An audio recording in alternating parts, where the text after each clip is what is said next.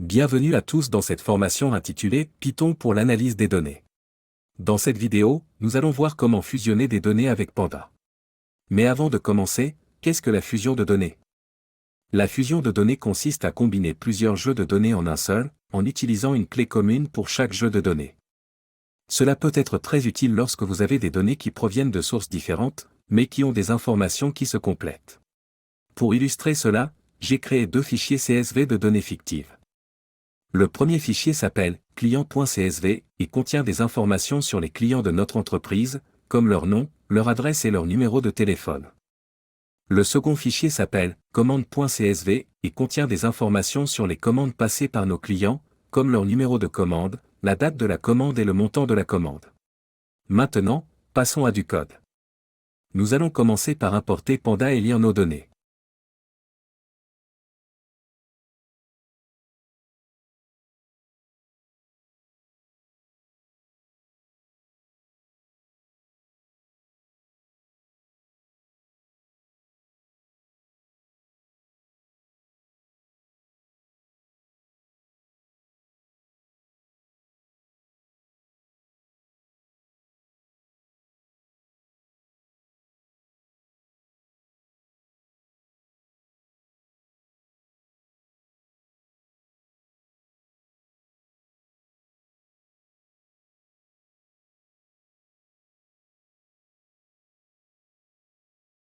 Voilà.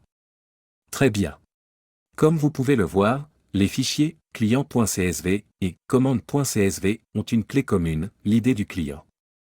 Cela signifie que nous pouvons utiliser cette clé pour fusionner ces deux fichiers en un seul. Nous pouvons utiliser la fonction merge pour fusionner les deux data frames en utilisant l'idée du client comme clé commune.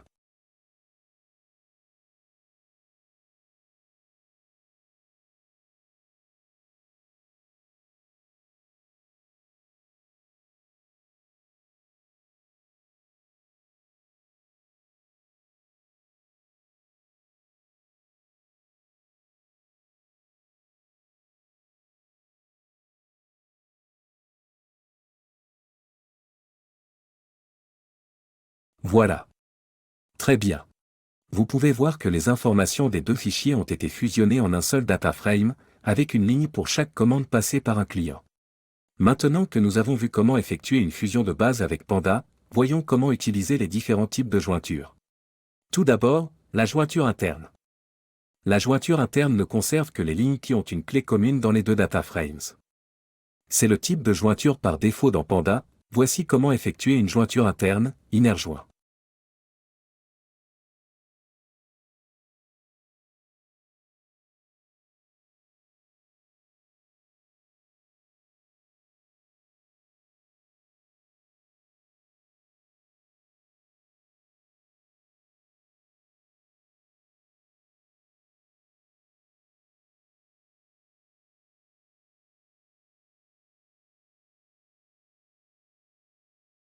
Voilà.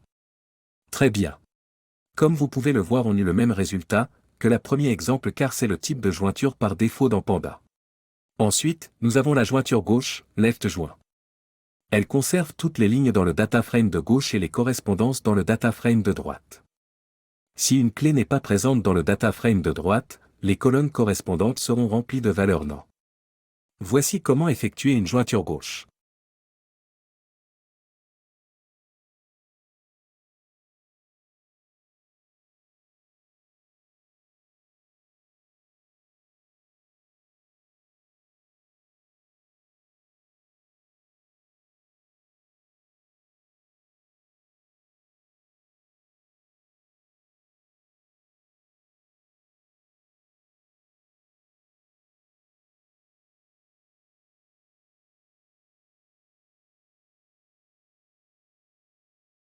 Voilà.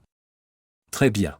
La jointure droite, right joint, est similaire à la jointure gauche, mais elle conserve toutes les lignes dans le data frame de droite et les correspondances dans le data frame de gauche. Voici comment effectuer une jointure droite.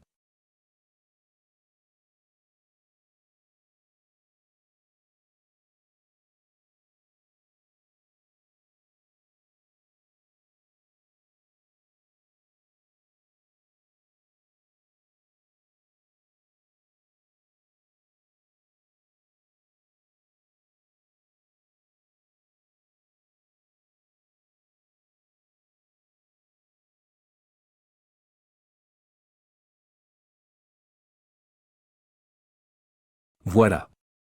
Très bien.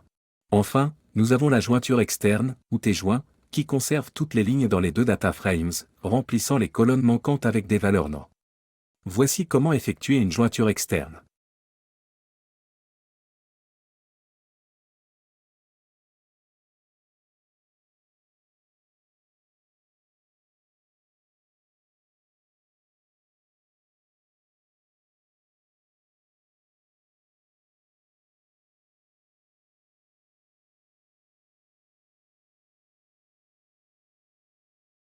Voilà. Très bien.